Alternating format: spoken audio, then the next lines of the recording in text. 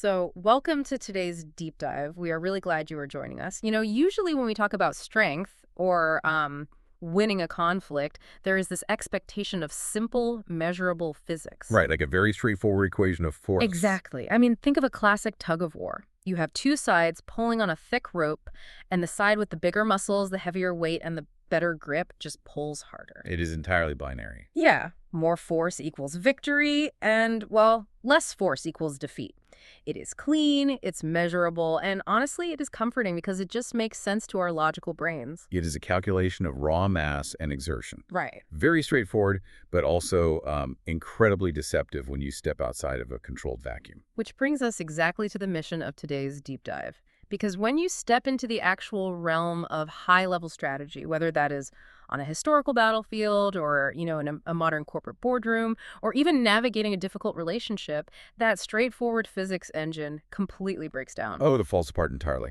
Right. We are looking at a landscape where the person pulling the absolute hardest on that rope is often the one who ends up falling flat on their face. And it's precisely because they relied entirely on raw force. And the historical material we are unpacking today is entirely dedicated to exploiting that exact misunderstanding of force.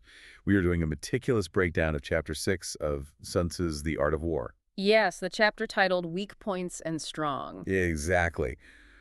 But what makes this exploration so rich is that we aren't just reading the core ancient text in isolation.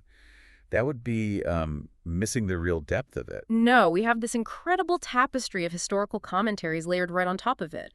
Generations of brilliant military minds and scholars. Figures like Chang Yu, Tu Mu, Wang Xi. Yeah, and even later Western strategists like Frederick the Great. These are people who all spent their lives obsessing over Sun Tzu's words, basically arguing with each other in the margins. And testing these theories in actual, life or death scenarios. So, our goal today for you, the listener, is to extract the timeless physics of conflict and strategy from all these sources. We want to explore how to manipulate energy in space so that you can apply these principles to your own modern challenges. Right. So really understand how to do that, we have to understand where we are in the architecture of Sun Tzu's broader philosophy. The commentator Chang Yu actually lays this foundation beautifully. He does. He points out how this chapter connects to the previous ones, right? Yeah, he points out that this specific chapter doesn't just emerge out of nowhere. It is a structural culmination. So Chapter 4 dealt with tactical dispositions. Meaning the fundamental static concepts of offense and defense. Exactly. Then Chapter 5 explored energy, specifically the dynamic use of direct and indirect methods of attack. Okay, so if Chapter 4 builds the engine and Chapter 5 adds the fuel, then Chapter 6 is where we actually hit the track. That is a highly accurate way to frame it. The commander first has to understand the theory of attack and defense. Then they study how to vary and combine direct and indirect energy. So Chapter 6 is the grand synthesis. It takes everything about offense, defense, and energy, and it teaches us how to practically perceive and then exploit weak and strong points. Because you cannot truly comprehend what constitutes a weakness until you understand the underlying mechanics of energy. Precisely. And Sun Tzu, he does not waste a single syllable getting right to the core of this synthesis. He really doesn't. The chapter opens with a principle that fundamentally redefines what an advantage actually is. He writes, "Whoever is first in the field and awaits the coming of the enemy will be fresh for the fight." And whoever is second in the field and has to hasten to battle will arrive exhausted. Yeah. He follows that up by stating, "The clever combatant imposes his will on the enemy, but never allows the enemy's will to be imposed on him." And the commentary attached to this passage adds a really vital layer of uncompromising clarity. It states that one absolute mark of a great soldier is that they fight on their own terms, or they fight not at all. Fight on your own terms or fight not at all. On a surface level, being first in the field just sounds like generic advice about punctuality. Like waking up earlier than the competition. Exactly. Wake up at 4 a.m. and grind. But reading through the historical context, it feels significantly deeper than just setting your alarm clock. Oh, it is entirely about dictating the environment and architecting the reality of the encounter. Being first is not merely about chronological speed. Right. It's about the parameters. Yes, establishing the psychological and physical parameters that the other party is forced to step into. Consider the actual mechanics of it. When you are first in the field, you are physically rested, sure. But more importantly, you have surveyed the ground. Exactly. You have chosen the elevation. You have settled your mind and organized your resources without external pressure. You have basically become the host, and the enemy is now the guest. And the host dictates the rules of the house. Precisely. If you are second, you are fundamentally reacting. You are rushing to a location you did not choose at a time you did not pick. To face a disposition you haven't even had time to study. Right. You have already spent a massive portion of your strategic energy just trying to catch up to a reality someone else designed. Wow, yeah. And Sun Tzu gives very specific mechanisms for how to maintain this control once you have it. He notes that you can cause the enemy to approach of their own accord by holding out advantages to them. Essentially baiting them into moving on your schedule. Or, alternatively, you can make it impossible for them to draw near by inflicting damage, meaning you strike at some incredibly critical point that they are absolutely forced to defend. That dynamic of reacting versus architecting, it reminds me intensely of modern systemic burnout. Oh, that's a great connection. How so? Well, particularly in how we manage our attention. Think about how the average person structures their morning. If you wake up and the very first thing you do before your feet even hit the floor is reach for your phone. Right. Opening email or messages. Yeah. You are instantly making yourself second in the field. You are starting your day completely reacting to other people's priorities, other people's emergencies. You are rushing to their battlefield. Exactly. By the time you actually sit down to do your own deep work at 9 a.m., you are already arriving exhausted to your own life. That psychological parallel tracks perfectly with the ancient physical reality. Because the people sending those emails held out an advantage. Maybe the bait of you feeling responsive and productive, or they inflicted damage by playing on your fear of falling behind. Either way, they have completely imposed their will on your morning. Huh. And notice the grammatical positioning in Sun Tzu's philosophy here. What do you mean? Well, if the enemy is taking their ease, he says, you harass them. If they're well supplied, you starve them out. If they're quietly encamped, you force them to move. So the clever combatant is always the verb. Yes, the enemy is always the object being acted upon. But your modern analogy actually raises a really nuanced challenge. Okay, what is that? In modern professional and personal environments, we are constantly told that adaptability is the highest virtue. So, how do we distinguish between positively adapting to a fluid situation and fundamentally letting someone else impose their will on us? Oh, that is the razor's edge, isn't it? I think the distinction lies in the ultimate objective. Tell me more about that. Well, when you are genuinely adapting, you are still the one steering the ship. You are just navigating around a newly discovered obstacle to reach your chosen destination. You are fluid, but you are still the verb. Right, an imposition of will. Imposition of will means you have surrendered the steering wheel entirely. You are no longer moving toward your objective. You are solely managing the crisis the other person created. That requires a profound, almost uncomfortable shift in mindset. You really have to stop viewing the environment as something that happens to you and start viewing it as something you actively construct. Right. If you are listening to this, maybe ask yourself, what is one area in your life where you are constantly playing defense instead of setting the board? It's a tough question. Because to set the board successfully, without just flailing around and exhausting yourself, you must know precisely where to strike to make the other side move. You cannot impose your will by attacking a fortress head-on. No, which transitions us directly into the concept of the void. If you want to dictate the terms, you have to find the path of least resistance. Right. Sun Tzu instructs the commander to appear at points which the enemy must hasten to defend, and to march swiftly to places where you are not expected. And the commentator Chao Kung synthesizes this beautifully.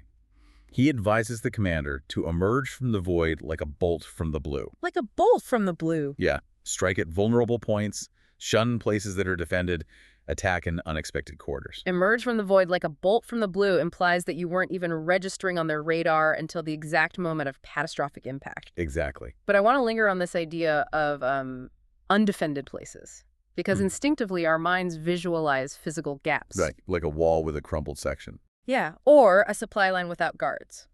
Or, in modern terms, a computer server without a firewall.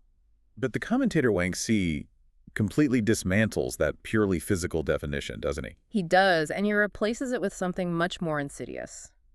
Wang Xi's analysis here offers one of the most profound organizational insights in the entire text. It's brilliant. He explains that undefended places fundamentally means weak points, But he redefines weakness as a structural and psychological state. Not just a physical one. Right. He argues that a weak point is where the general is lacking in capacity, or where the soldiers are lacking in spirit. Or where precautions are not strict enough or relief comes too late. Yes. Or where provisions are scanty. But the final condition he mentions is the one that really strikes a nerve. Oh, I know the one. Mm. He says a void is created where the defenders are at variance amongst themselves. Internal division. It is the ultimate, most exploitable structural weakness. You could construct the thickest stone walls in the ancient world, or possess the most well-funded department in a modern corporation. Hmm. But if the people operating inside those walls are at variance amongst themselves. If the leadership is fractured. Exactly. If there's a fundamental lack of trust, or factions are actively undermining one another, that entire imposing structure is actually a void. It is completely undefended against a coordinated external pressure. We actually see that play out constantly in modern business, like in corporate acquisitions or hostile takeovers. Oh, absolutely. A smaller, incredibly cohesive company can absolutely dismantle and absorb a massive conglomerate if the conglomerate's board of directors is busy fighting a civil war. The internal friction burns up all their defensive energy. Exactly. The variance literally creates the void. But as we read further into the text, it's funny, the historical scholars actually start debating each other quite fiercely on how a leader is supposed to defend against this. Yeah, the commentary sections are rarely monolithic, which is what makes them so valuable. Right, they disagree. They do. Sun Tzu writes a seemingly simple maxim. You can ensure the safety of your defense if you only hold positions that cannot be attacked. Sounds simple enough. But the practical application of that sentence sparks a major philosophical divide among the scholars. Right, because you have the commentator Tumu, who jumps in with a very literal, almost anxious interpretation. Very anxious. He basically argues that to make your defense truly safe, you must defend even those places that are not likely to be attacked. Tumu's approach appeals deeply to our human sense of caution and risk aversion, doesn't it? Leave no stone unturned, cover every single base, no matter how improbable the threat. It does. It feels safe. I can completely understand Tumu's perspective. I mean, if I'm trying to secure my home, I don't just lock the front door because it's the most obvious entry point. I lock the second-story windows, too. Even if someone would need a massive ladder to get there. Right. It just feels like the responsible thing to do. It feels responsible. But the commentator Chang Yu steps in and fundamentally rejects Tumu's interpretation. He shoots it right down. He really does. He argues that Tumu's anxiety-driven defense ruins the entire strategic balance of Sun Tzu's thought. Because you spread yourself too thin. Exactly. Chang Yu posits that he who is skilled in attack flashes forth from the topmost heights of heaven, making it impossible for the enemy to guard against him. And on the flip side, He says he who is skilled in defense hides in the most secret recesses of the earth, making it impossible for the enemy to estimate his whereabouts. hiding in the secret recesses of the earth. I love that phrasing. It's very poetic. Therefore, Chang Yu concludes, the places you hold safely are precisely those the enemy cannot attack. Not because you have built an impregnable wall, but because the enemy doesn't even know you are there. True defense is fundamentally about unlocatability, not fortification. Exactly. I understand the logic of that, I really do, but I have to play devil's advocate here on behalf of our entire cultural conditioning. Okay, go for it. This overarching mandate to strike only the weak, to attack places that are undefended, and to hide in the secret recesses, doesn't that sound almost, well, cowardly? I can see why you'd say that. Right. We are raised on narratives that champion facing our challenges head on, slay the dragon where its scales are sickest, look the bully directly in the eye. The hero's journey. Yeah, if you only ever seek out the undefended places, aren't you just avoiding the actual fight? That is a deeply ingrained cultural reflex. And it's because, as humans, we constantly conflate strategy with ego and conflict with morality. We make it about our identity. We do. We view warfare or business competition as a test of our own personal worth. The subconscious logic is, if I defeat my opponent at their absolute strongest point, it proves beyond a shadow of a doubt that I am morally or physically superior. It validates me. It's the hero complex. Exactly. But Sun Tzu and his commentators are demanding that you completely divorce your ego from the mechanics of warfare. Strategy is not about proving your personal toughness. What is it about then? It is about the efficient geometry of victory. Why would a commander ever expend massive amounts of energy, resources, and human life to break down a heavily fortified steel door simply to prove a point when there's an open, undefended window around the back. Right, when the goal is just to get inside the building. Exactly. Seeking the void is not cowardice. It is a cold, rational acknowledgement of reality. Your objective is to win, to secure the state, to achieve the goal. Not to participate in an honorable but mutually destructive stalemate. Hitting the strong point feeds the ego. Striking the void achieves the objective. The efficient geometry of victory. I like that. That requires decoupling your pride from your process, which honestly might be the hardest psychological discipline of all. It goes against all our instincts. It does. And if true defense is about hiding in the earth, and true attack is about hitting the void without warning, then visibility itself becomes your greatest liability. Yes, if the enemy can read your intentions, your geometry is completely ruined. Which leads us directly to the absolute necessity of the bluff. Sun Tzu refers to this as the divine art of subtlety and secrecy. He writes that through this discipline, a commander learns to be invisible, and through invisibility, inaudible. The text literally translates to being without form or sound. Yes, and because you lack form, you hold the enemy's fate in your hands, because they cannot react to what they cannot perceive. But this isn't just about, hiding in a bush. This is where strategy becomes high-stakes psychological theater. Theater is the perfect word for it. The text explicitly notes that if you don't want to fight, you can prevent the enemy from engaging you, even if your camp is completely exposed and just loosely traced out on the ground. Right. All you have to do is throw something odd and unaccountable in their way. Odd and unaccountable. That phrase is so specific. It's the psychological trigger that paralyzes an opponent. And to illustrate how devastating this can be, the commentator Topmost provides what is arguably the greatest historical anecdote in the entire text. Oh, I love this story. It's the incident at Yangping with the strategist Zhuge Liang. I really want to set the scene for this, because reading this historical account felt like watching a tense psychological thriller. So Zhuge Liang is occupying a relatively small city called Yangping. And he suddenly receives catastrophic intelligence. Right. A massive, overwhelmingly superior enemy army, commanded by the renowned General Sima, is marching directly toward his position. And it is crucial to understand the disparity in force here. Zhuge Liang is entirely outmatched. He doesn't have the number? Not even close. If this devolves into a conventional siege or open battle, his forces will be annihilated. He does not have the sheer mass of troops required to man the physical defenses of the city walls. The physics engine of warfare says he is already dead. Completely. So he's completely exposed. The enemy is cresting the horizon, and he has zero conventional defensive capability. Normal human instinct dictates panic, right? You lock the gates, you arm every civilian, you brace for impact. Exactly. But Zhuge Liang leans entirely into the divine art of subtlety. He issues a series of orders that sound absolutely insane. Tell him what he did. First, he orders his men to strike all the colors. He tells them to take down every single military flag and banner. Right. Then he orders the war drums to cease completely, total eerie silence across the entire city. He is stripping away all the expected sensory markers of a military encampment. Yes, but then he goes a step further into madness. He orders the main, heavy city gates to be flung wide open. He essentially leaves the front door to the city gaping open to an invading army. It's wild. And to complete the illusion, he places just a handful of common soldiers, dressed as civilians, right by those open gates, and he instructs them to simply sweep and sprinkle the dirt streets. Just doing casual, everyday chores. Yeah, imagine the scene from the perspective of Suma. He arrives at the head of this massive, bloodthirsty army, expecting to find a terrified city desperately bracing for a siege. He expects archers on the walls, barricaded gates, and the sounds of panic. Instead, he looks down and finds wide open gates, absolute dead silence, and men calmly sweeping the streets as if it were a lazy Sunday afternoon. Sima Yi, who we should note, is a highly competent and intelligent general, completely freezes. He short-circuits. He looks at this bizarre tableau, and his own intelligence actively turns against him. He reasons Zhuge Liang is a renowned genius. He is famously careful. Right, he would never be this recklessly negligent. Exactly. Therefore, this cannot be a vulnerability.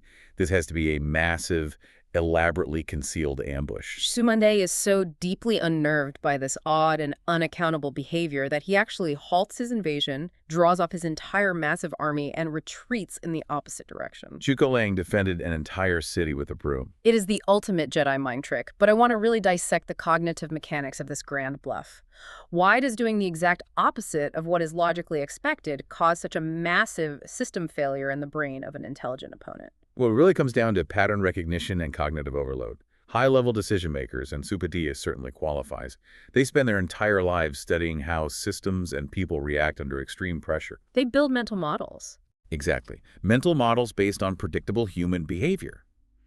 When pressure is applied, a target is supposed to brace, to shield themselves, to show fear, or to mount a frantic resistance. So when the target instead displays absolute, inexplicable relaxation. It violently breaks the established pattern. Sumateri's brain could not reconcile the input.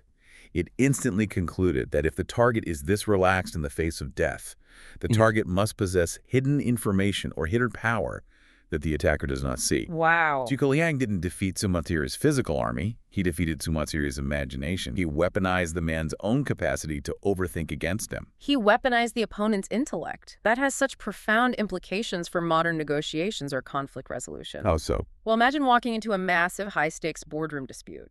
The other side has an army of lawyers, hundreds of pages of aggressive demands, and they are completely primed for a brutal, table-pounding fight. They are ready for war. Right. And you walk in, sit down, and you are completely relaxed. You are soft-spoken, perhaps slightly indifferent, radiating the energy of someone who doesn't even really need this deal. It completely short-circuits their preparation. Because they spent weeks preparing to batter down a wall, and they walk in to find an open gate and someone sweeping the floor. Their entire offensive strategy becomes suddenly irrelevant. It is an incredibly powerful negotiating posture, creating a massive void in the opponent's confidence. However, stepping into that void carries an immense, almost existential level of risk. That is the caveat, isn't it? What is the actual line between a brilliant, legendary bluff like Zhuge Liang's and a fatal, naive exposure? That is the million-dollar question. Because realistically, if Sima Ai had been just a little less intelligent or perhaps a more reckless, impulsive junior commander looking for glory? He might have just yelled, "Look, open gates, charge." Exactly, and Zhuge Liang's head would have been on a spike within the hour. That is the terrifying razor's edge of this strategy. The line between a brilliant bluff and a fatal exposure depends entirely, 100%, on your precise read of the specific opponent facing you. You have to know who is at the door. Yes, a psychological bluff only works if the opponent possesses the intellectual capacity to doubt themselves. If Suma I had been a foolish, blunt force commander, the subtlety would have been completely lost. And the sweeping soldiers would have been slaughtered. Zhuge Liang staked his life on the fact that he knew Sima Ai. I was smart enough to overthink the situation. This circles back to Sun Tzu's absolute insistence on knowing the enemy. You cannot bluff a void. Right. You can only bluff a mind you deeply understand. You have to know precisely what they're afraid of in order to make them see ghosts. And when a bluff like that works, it creates this profound sense of uncertainty in the enemy. And as Sun Tzu reveals, uncertainty is not just a feeling. It forces the enemy into a physical and mathematical crisis. It forces them into the fatal mistake of dispersion. This brings us to a crucial structural equation in Sun Tzu's philosophy, the mathematics of dispersion versus concentration. Sun Tzu lays out a very clear, brutal logic here. He states, by discovering the enemy's dispositions and remaining invisible ourselves, we can keep our forces concentrated, while the enemies must be divided. And the commentator Chang Yu elaborates on this perfectly. He explains that if your dispositions are visible, if the enemy knows exactly where you are and what your objective is, they can gather their entire available force into one massive body and strike you. But if you are invisible, if your form is hidden and your plans are secret, the enemy is plunged into terror. They don't know where the blow is going to land, so they are mathematically obliged to divide their forces. To guard against an attack from every possible direction at once. And that division sets up verse 17, which is arguably the most devastatingly logical sequence in the entire text. It really is. Listen to the rhythm and the inevitability of this quote. Should the enemy strengthen his van, he will weaken his rear. Should he strengthen his rear, he will weaken his van. Should he strengthen his left, he will weaken his right. Should he strengthen his right, he will weaken his left. In the finale. If he sends reinforcements everywhere, he will everywhere be weak. If he sends reinforcements everywhere, he will everywhere be weak. It's poetic, but the underlying reality is an absolute nightmare for a commander. It is the ultimate zero-sum game of resources. You cannot magically create more force. You can only move it around. Exactly. And by hiding your intentions, you force the enemy to spread their limited force so thin that it becomes functionally useless. The Western historical parallels brought into the commentary here really ground this ancient mathematics in modern history. Yes, there is a fascinating observation from Philip Sheridan regarding General Ulysses S. Grant during the American Civil War. What did Sheridan note about him? Sheridan noted that the primary reason for Grant's consistent victories was psychological positioning. While his opposing commanders were kept fully employed and mentally exhausted, just wondering what Grant was going to do next. Grant was spending all of his intellectual energy thinking about what he was going to do. Precisely. Grant kept his purpose concentrated. His enemies dispersed their mental and physical energy trying to guess his moves, essentially defeating themselves before the battle even began. The commentary also pulls in Frederick the Great, and his insights on this are incredibly piercing. Yes, from his instructions to his generals. Right. Frederick warns fiercely against letting defensive wars betray a commander into too frequent detachment. He observes that inexperienced generals, driven by anxiety, try to protect every single point. Every single village, every single supply wagon. But the veterans, the ones who truly understand the grim nature of their profession, they only keep the capital object in view, and he delivers this absolutely brutal piece of advice. Ah, yes. He says a great general must learn to acquiesce in small misfortunes to avoid greater. Acquiesce in small misfortunes. It is an elegantly phrased concept that is almost agonizing to actually execute. It is excruciating. I really want to dig into this on behalf of every high achiever, manager, or perfectionist listening right now. It's a huge modern problem. It is. We are biologically and culturally wired to catch every single falling plate.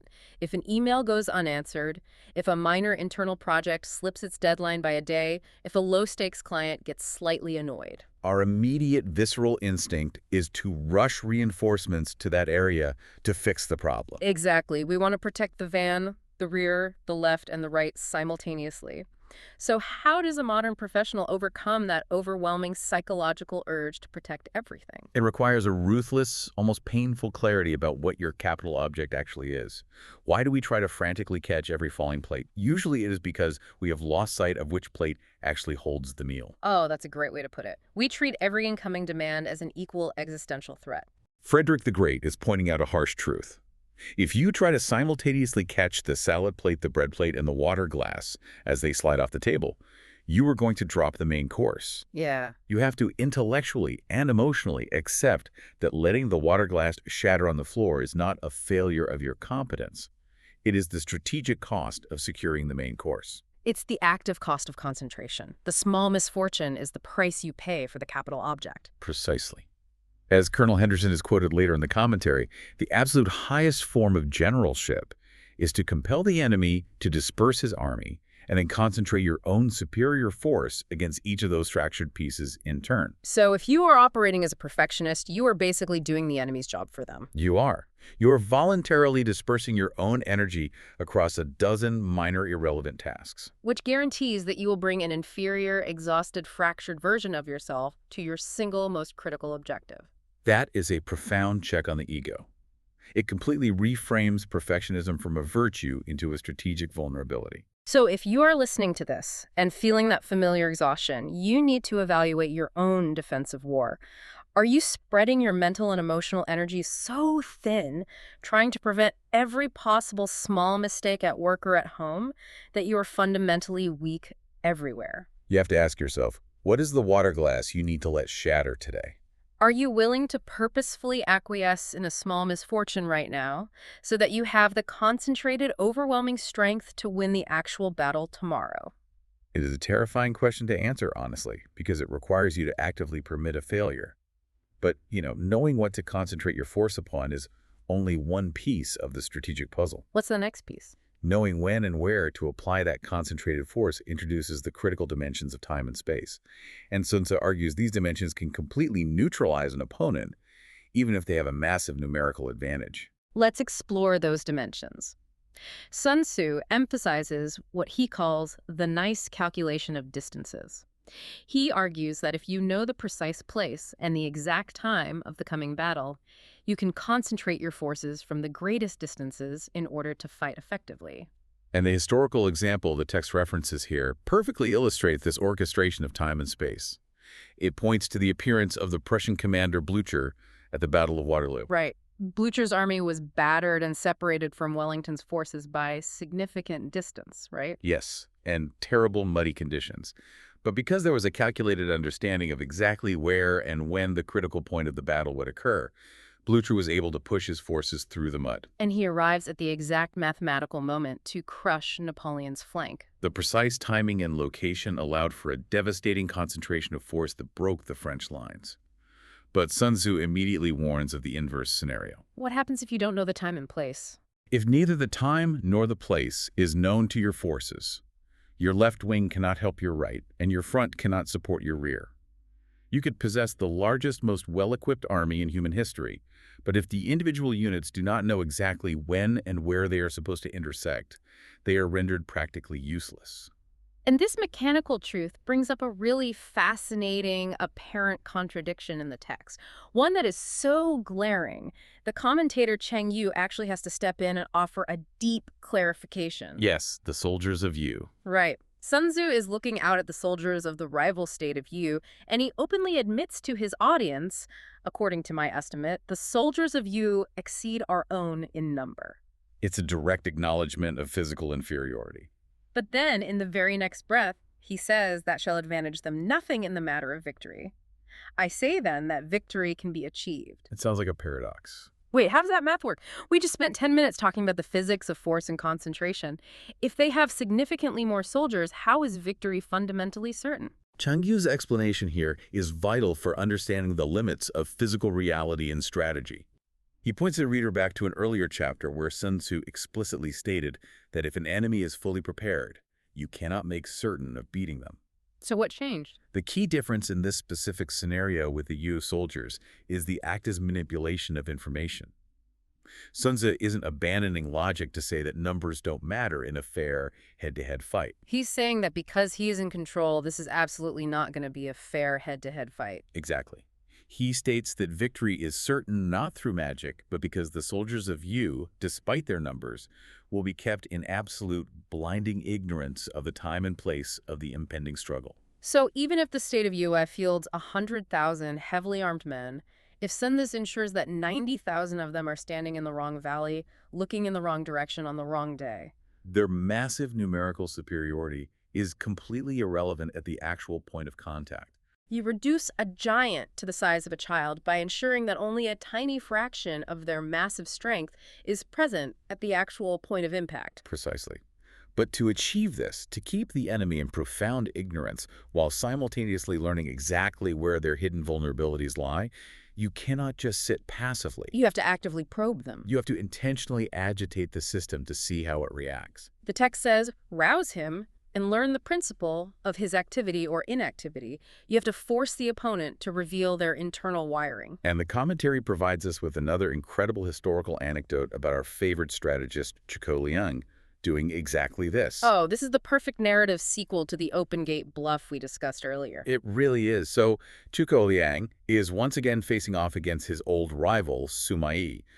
Only this time, the dynamic is entirely different. Suma, I learned his lesson. He did. He was humiliated by the bluff at Yangping, and he is playing it incredibly safe. Sumai knows Zhuge Liang is a master of trickery, so he decides to strip away all variables and employ strict Fabian tactics. Which means extreme delay and absolute avoidance of direct conflict. Yes, he locks his massive army behind formidable fortifications and simply refuses to come out and fight.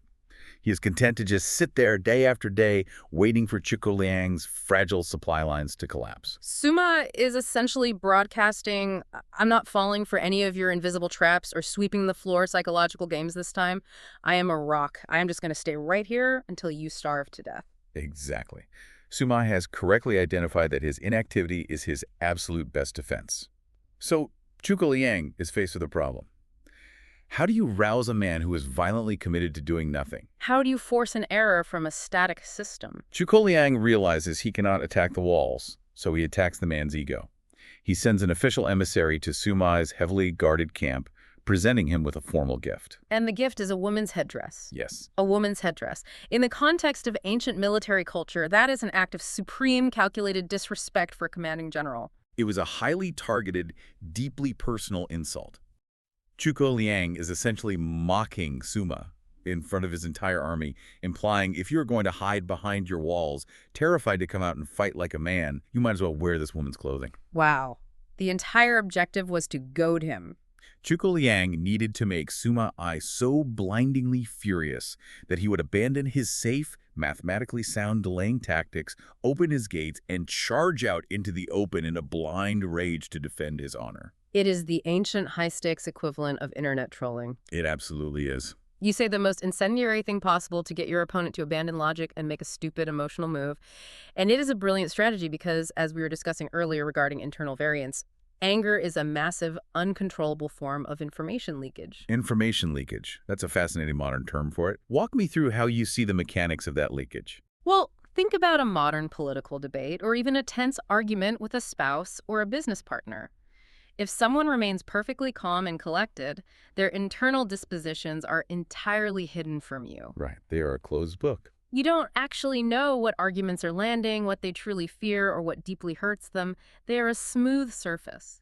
But the exact moment they lose their temper, When they snap. yeah, the moment their voice suddenly raises half an octave or they snap back with an aggressive personal insult, they have just drawn a giant, glowing red X over their own internal vulnerability. That's incredibly true. When someone gets angry, they immediately, involuntarily show you what they care about most. They reveal the void in their armor.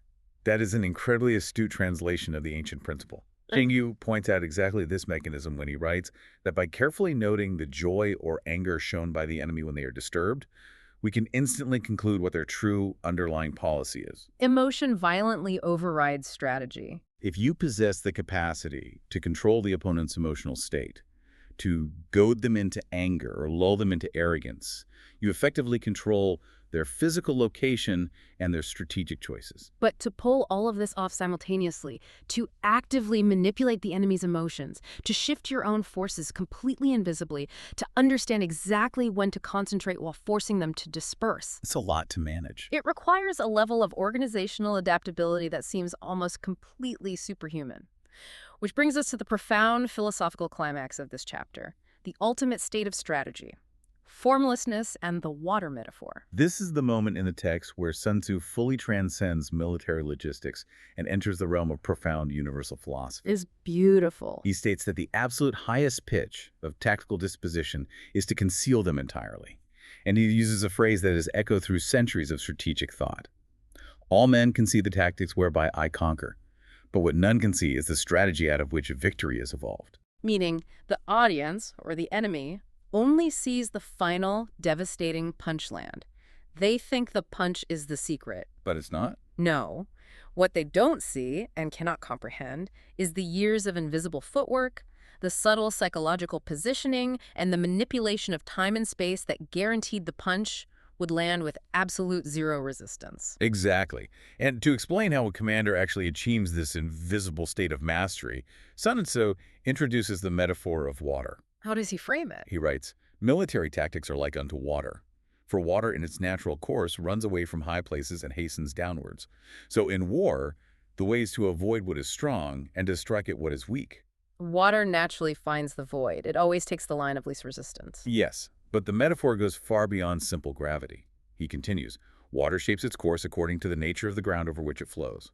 The soldier works out his victory in relation to the foe whom he is facing. Just adapting perfectly to the terrain. Therefore, just as water retains no constant shape, so in warfare there are no constant conditions. Water retains no constant shape. This feels like the ultimate, foundational rejection of dogma. Wang Xi makes a brilliant remark right here. He notes that there is ultimately only one root principle underlying victory, which is knowing when to concentrate and when to disperse. But the specific physical tactics which lead up to that victory are infinite in number. Colonel Henderson chimes in again with a perfect analogy, stating that merely knowing the rules of strategy won't make you Napoleon any more than a rote knowledge of grammar will teach you to write a masterpiece like Gibbon. Because grammar is a static set of rules, but beautiful, persuasive writing is a fluid adaptation to the reader's mind. Just as military rules are static, but actual victory requires a fluid, real-time adaptation to the exact terrain and the exact psychological state of the enemy in front of you. And then Sun Tzu lays down a terrifying mandate. Do not repeat the tactics which have gained you one victory. but let your methods be regulated by the infinite variety of circumstances. Do not repeat the tactics which have gained you one victory.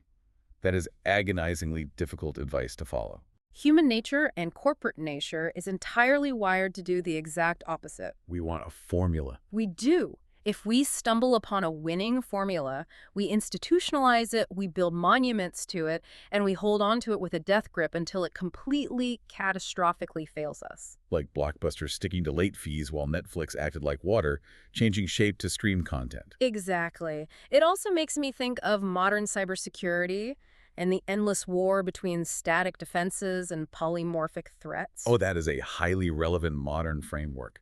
Expand on how that illustrates formlessness. Well, think about a traditional corporate firewall. A company builds a massive, expensive firewall to block a specific type of cyber attack that hurt them in the past. Right, a very rigid defense. That firewall is strong, but it has a constant shape. It is static. The hackers, however, act like water. They don't waste energy trying to brute force the firewall. What do they do instead? They write polymorphic code. It's malware that literally changes its own identifying shape and signature every single time it replicates. So it's formless. Yes. The virus flows over the network, constantly probing, running away from the strong firewall, and hastening downwards until it finds a single undefended void. Maybe an employee who reused a password or an unpatched smart thermostat in the break room. The static defense, no matter how strong, is eventually breached by the formless attack. Exactly. The hacker did not repeat the tactic of the last victory. They let their methods be regulated by the infinite variety of the network's vulnerabilities. That is a flawless embodiment of the ancient principle. He who can modify his tactics in relation to his opponent and thereby succeed in winning, Sun Tzu says, may be called a heaven-born captain. It is the agonizing but necessary ability to shed the comforting armor of your past success in order to ensure your future survival. But there's a really fascinating, almost jarring self-correction at the very end of this provided text that we absolutely have to discuss before we wrap up. Oh, right, the critique. Sun Tzu tries to illustrate this grand concept of constant fluid change by comparing the chaos of war to the cycles of nature. He writes that the five elements, water, fire, wood, metal, earth, are not always equally predominant. Right, they shift. He points out that the four seasons make way for each other in turn. There are short days and long days, and the moon naturally wanes and waxes. Yes, and the commentary appended to this final poetic thought does something incredibly rare for ancient scholarly texts. It gently, but firmly, critiques the master himself. It does. The notes state that the purport of the passage is obviously to illustrate the lack of fixity in war by pointing to the constant changes in nature. But the commentator bluntly states the comparison is not very happy, however, because the regularity of the phenomena which Sun Tzu mentions is by no means paralleled in war. It is a breathtaking piece of intellectual meta-analysis. The commentator is explicitly pointing out a foundational flaw in Sun Tzu's own metaphor. Because nature is predictable. Yes, the seasons change, and the moon waxes and wanes, but they do so with absolute, unbreakable mathematical predictability. You always know with absolute certainty that winter is coming. You always know the exact minute the full moon will arrive. A war. War, and by extension, complex human conflict, global financial markets, and deep personal relationships. These systems do not operate on a predictable, reliable schedule. They are entirely unfixed. War is wildly irregular. And I think that profound critique brings us to the ultimate takeaway for this entire massive journey we've been on today. We have covered an immense amount of philosophical and practical ground. We really have. We started with the absolute necessity of being first in the field, dictating the environment and imposing your will proactively, rather than arriving exhausted and perpetually reacting to the demands of others. We learned from the brilliant Wang Xi that the greatest void, the deepest, most fatal weakness an organization can suffer, isn't a physical gap in a wall, but internal division, lack of spirit, and variance among the defenders. We explored the divine art of secrecy and the terrifying power of the bluff, witnessing how Zhuge Liang used nothing but an open gate and a broom to completely paralyze a vastly superior force. Simply by weaponizing the opposing general's own tendency to overthink. We confronted the brutal zero-sum mathematics of dispersion, the terrifying reality that if you allow anxiety to force you to protect everything, you guarantee that you will be fundamentally weak everywhere. We learned the hard discipline of defining a capital object and acquiescing in small misfortunes. We saw how the masterful manipulation of time, space, and human emotion like goading an enemy with an insulting gift can render massive numerical superiority completely moot. And finally, we arrived at the ultimate, almost unattainable state: formlessness. The absolute necessity to ruthlessly abandon the tactics of your last victory, to reject dogma and to become entirely like water. Shaping yourself perfectly to the unique, unprecedented contours of the present challenge. It all cycles back to that opening concept of the tug of war. It does. True strength isn't about blindingly pulling harder on the rope. True strength is often found in remaining entirely unseen, in conserving your energy, and being fluid enough to flow effortlessly around the massive stone walls, instead of breaking your hands trying to punch through them to feed your own ego. It is the profound evolution from relying on raw force to mastering efficient geometry. Exactly.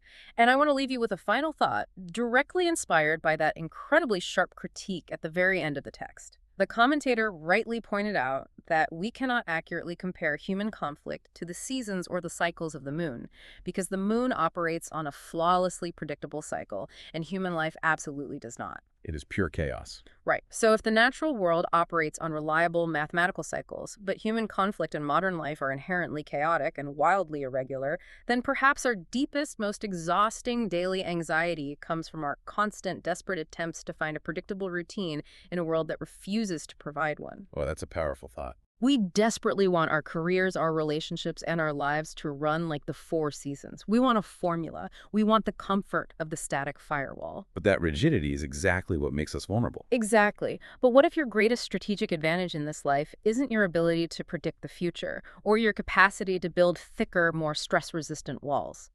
What if your ultimate invincible strength is developing an absolute comfort in navigating total chaos without needing a fixed, predictable form at all? That is the highest mastery. Thank you so much for joining us on this deep dive. As you face whatever complex, chaotic battles are waiting for you out there, we encourage you to view your challenges not as rigid walls you have to batter down, but as uneven ground you simply need to flow around. Stay fluid, concentrate your energy on your capital object, and we'll see you next time.